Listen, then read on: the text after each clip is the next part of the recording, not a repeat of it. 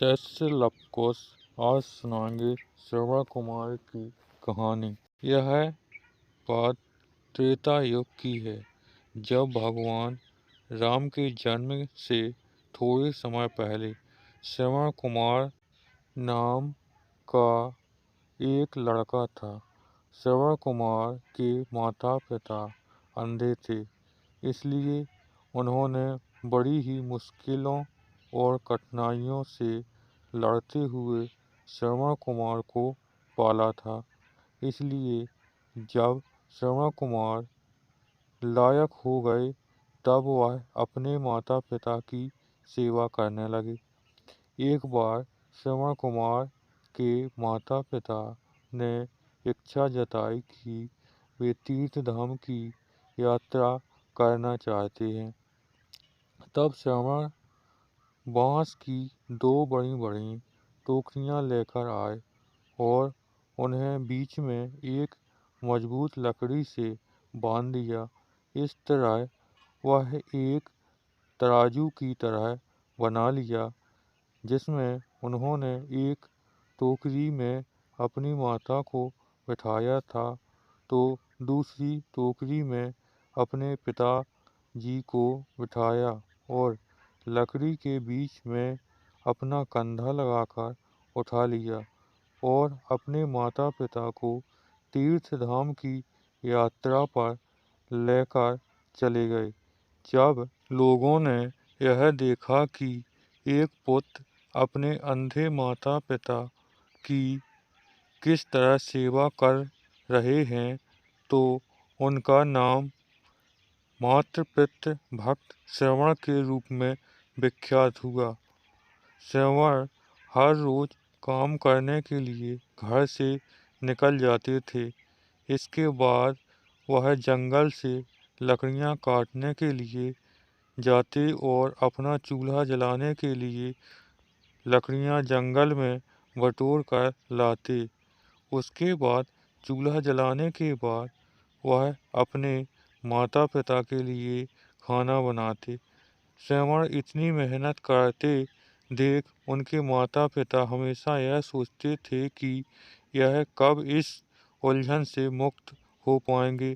श्रवण की माता घर के काम करने के लिए श्रवण को मना करती, लेकिन फिर भी श्रवण कुमार अपना कर्तव्य मानकर घर और बाहर का हर काम स्वयं करते थे। एक रोज श्रवण कुमार खाना बना रहे थे, तब उनके माता पिता ने उनसे कहा कि उन्हें प्यास लगी है। अपने माता पिता की प्यास बुझाने के लिए श्रवण कुमार नजदीकी जलाशय से जल लेने के लिए चल पड़ते हैं। जब श्रवण जलाशय से जल भर रहे थे, तब उनके बर्तन से ऐसी आवाज निकल रही थी जैसे कोई जानवर पानी पी रहा हो। ठीक उसी समय अयोध्या नगरी के राजा दशरथ शिकार के लिए जंगल में आए हुए थे।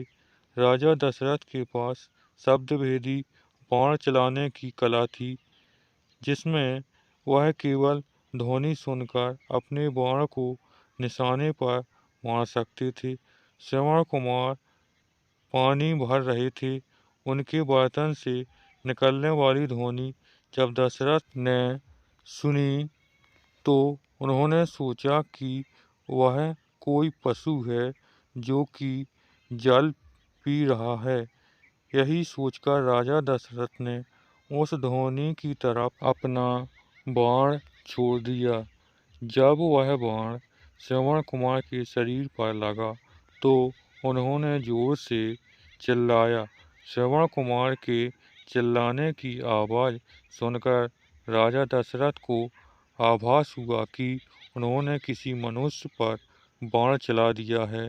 अपने घोड़े से उतरकर राजा दशरथ तुरंत उस जगह पर पहुंचे हैं जहां पर श्रवण घायल अवस्था में पड़े थे। राजा दशरथ को अपने किए पर शर्मिंदगी महसूस हुई और वह मन ही मन बहुत दुखी होते हैं और श्रवण कुमार से क्षमा मांगने लगते हैं।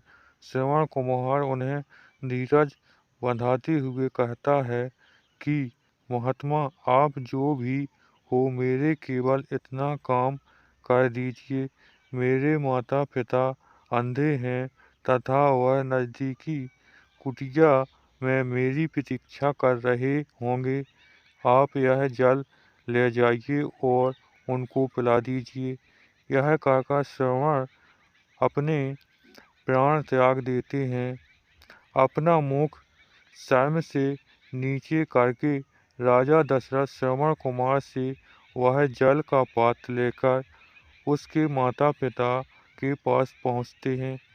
वहाँ पहुँचकर जब राजा दशरथ उन्हें जल पीने के लिए कहते हैं, तब वह दोनों उनसे पूछते हैं कि उनका बेटा श्रवण कहाँ है। तब मन में दुखी होते हुए गिलानी से भरपूर राजा दशरथ उन्हें सारा वृत्तांत बताते हैं कि वह उनके अपराधी हैं तथा उनके भूल के कारण उनके पुत्र श्रवण कुमार की मृत्यु हो चुकी है। अपने इकलौते पुत्र की मृत्यु की खबर सुनकर दोनों माता पिता बुरी तरह से रोने लगे। रोते रोते श्रवण कुमार की माता ने अपने प्राण त्याग दिए। तब श्रवण के पिता ने राजा दशरथ से कहा, हे राजन, तुम्हारी एक भूल के कारण मेरे पूरे परिवार का विनाश हो गया। पहले मेरा पुत्र मारा गया और अब मेरी पत्नी ने भी प्राण त्याग दिए, तो अब मैं भी अपने प्राण त्यागने जा रहा हूँ। इसलिए मैं तुम्हें श्राप देता हूँ कि जिस तरह आज मैंने अपने पुत्र के वियोग में अपने प्राण त्यागे हैं, उसी तरह तू भी भविष्य में एक दिन अपने पुत्र के वियोग में प्राण त्याग देगा। राजा दशरथ को यह श्राप देते हुए श्रवण के पिता भी अपने प्राण त्याग देते हैं। उसके बाद मैं दुख और गिलानी से भरे हुए राजा दशरथ उन तीनों का अंतिम संस्कार करते हैं।